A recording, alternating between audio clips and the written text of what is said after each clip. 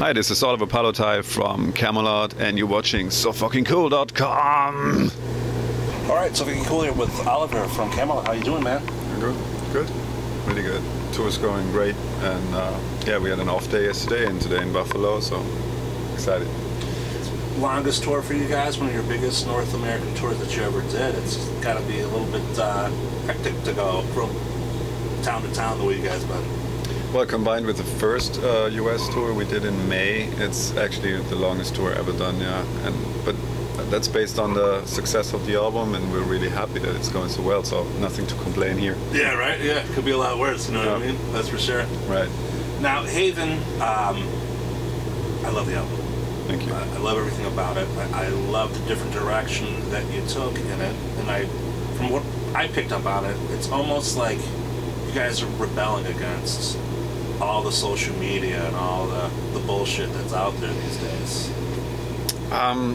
Yeah, I mean, Haven, the name basically is coming from, it's a place what everybody has nowadays, or maybe has to create to get away from this madness, you know. The world became so complicated. I mean, we're the last generation which probably grew up without computers, you know. Right. I still experienced a childhood without computers, and since then everything exploded, you know, in a way, and it got so complex, you know. I love it. I love many parts of it, but on the other hand, also it's you just can see only a tiny spot of what is really going on, and therefore everybody has to create his or her haven, and that's basically what the album is about. Well, I mean, it's definitely got to be different. I mean, you're from a different generation, like you said. I mean, you guys have been doing this for over 25 years. Mm-hmm. And back in the day, it was a rumor of what happens and what's going on there. You know, like, hey, did you hear that they did this or did that? A friend tells a friend. You'd go to the store to actually pick up a vinyl. You know what I mean? Right. You'd wait in line for concert tickets. Now it's all done over the internet, and everyone's knows what you had for lunch that day, and unfortunately, one way or another. You know, you go to a store and they ask you for your phone number just to yeah, exactly. So I mean, there's a lot of things I don't participate. I don't photograph my food and put it up on Facebook or shit like that. Even on a tour like this, where a lot of stuff happens, I usually I don't do much there. You know, I enjoy some of these things to stay in contact with old friends, but usually I try to keep it pretty down. Right, it's so much time wasted there, and yeah.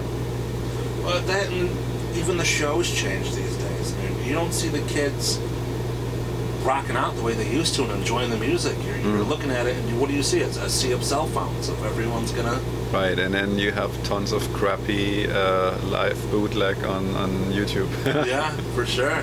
I mean, some of them are cool because sometimes I'm watching some stuff. Did I play that solo right? And so it's but you're right, yeah.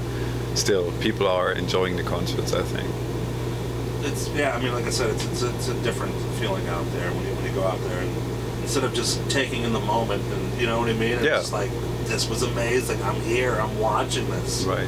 They're watching it through. You know what I mean? Through this tiny little screen, just to have this, like you said, the terrible audio and the shaky hands and the people jumping in front of you and be like, look what I just went to. Right. You know what I mean? But at least in Europe, we have already a kind of anti-movement. We have a word for people staring at their smartphones. It's smombie, like from zombie and smartphones combined.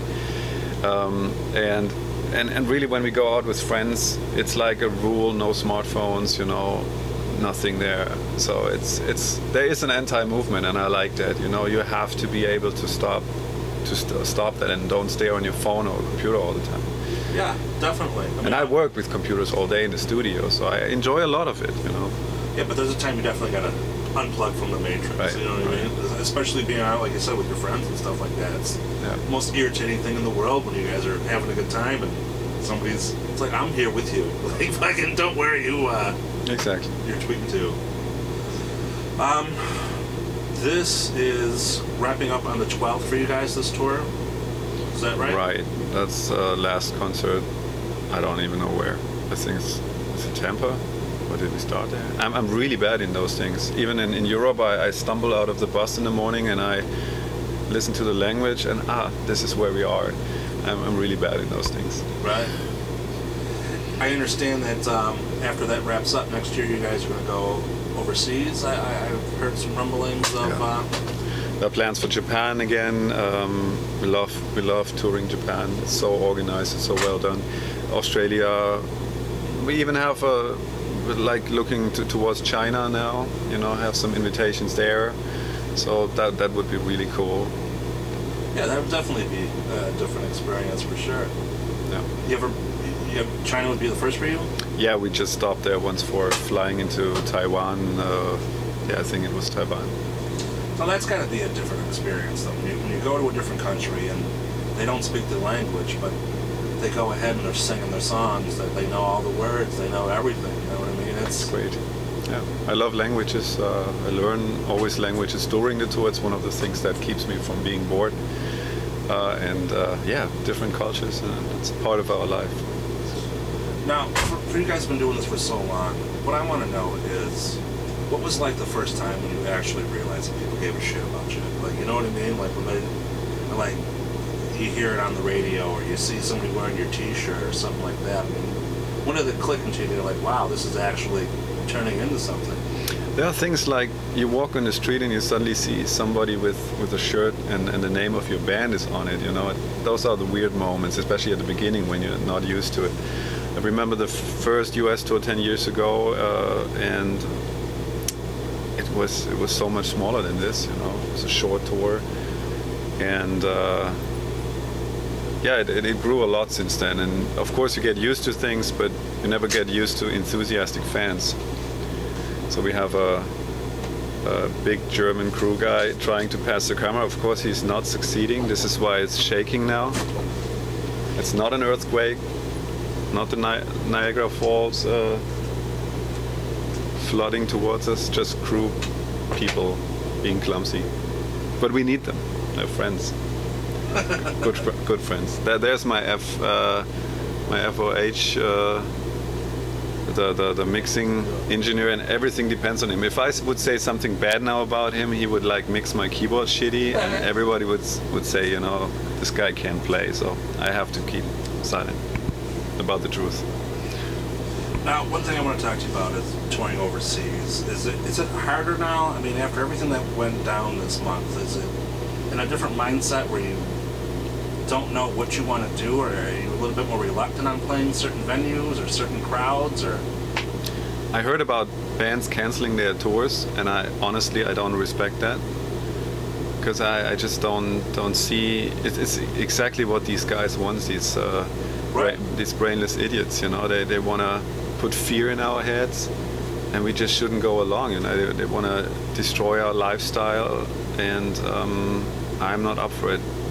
I think the only good which comes from these really terrible things is maybe a little bit that we are torn out of our well-feeling, comfortable, luxurious society, you know. And I think this is pretty isolated. If you look at the rest of the world, there are so many people for whom this living with terrorist attack is an all-day life since decades. You know, also in Germany, we had in the 70s, 80s, we had a terrorist group from the left-winged side, and look into Africa or the Middle East. There are so many people suffering from that, and maybe it's doing something good.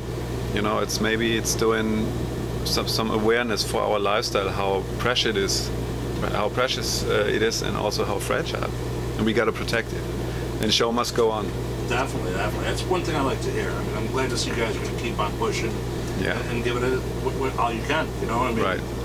Like you said, unfortunately, there is quite a number of bands out there that are like, I'm canceling the tour, and I'm not doing this, I'm not doing that. I mean, I can understand with Five Finger Death Punch when they had the actual information that show was going to get attacked. Yeah, I can. That's different. Yeah.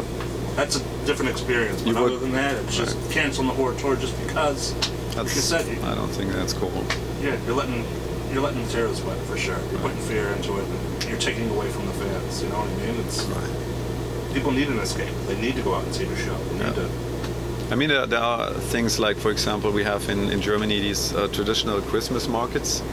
It's beautiful, you know. And my son is 2 years old, and I would like to bring him out, but this is my kid's life, and this is the only thing. I go to the markets, you know. I say I want to have fun, but I would like to bring my kid. But in this case, I'm really scared about the little dude, you know. I'm here for his protection, and there I'm actually have my thoughts. Well, that's a completely different story. That's your son. That's you know what I mean. That's your little dude, like you said. This is still your job. You know what I mean? Right. As great as the job is, being a musician, this is what you do for a living. This is how you set him up for his future. Yeah. So you got to just keep on pushing, doing what you can do. Now, people want to follow up. They want to know more about you. They want to see what's going to happen with his upcoming tour or whatever it may be. What's the best route to go? After this tour, or for the future? The website in general. I'm saying if they want to know more, they want to buy Haven, they want to know more about you, they want to find your social media and all that stuff. So they go right to Kamelot.com, our official Facebook page. Every member has his own Facebook page. I'm always putting up some silly tour videos when I'm bored, so it's worth looking at it. Very cool.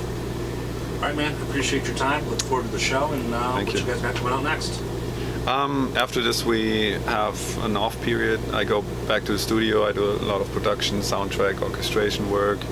I'm also teaching, and then in April we're gonna have probably another EU tour, European tour, and slowly we think about collecting ideas for the next album. Perfect. All right, man. Thank you. Thank you.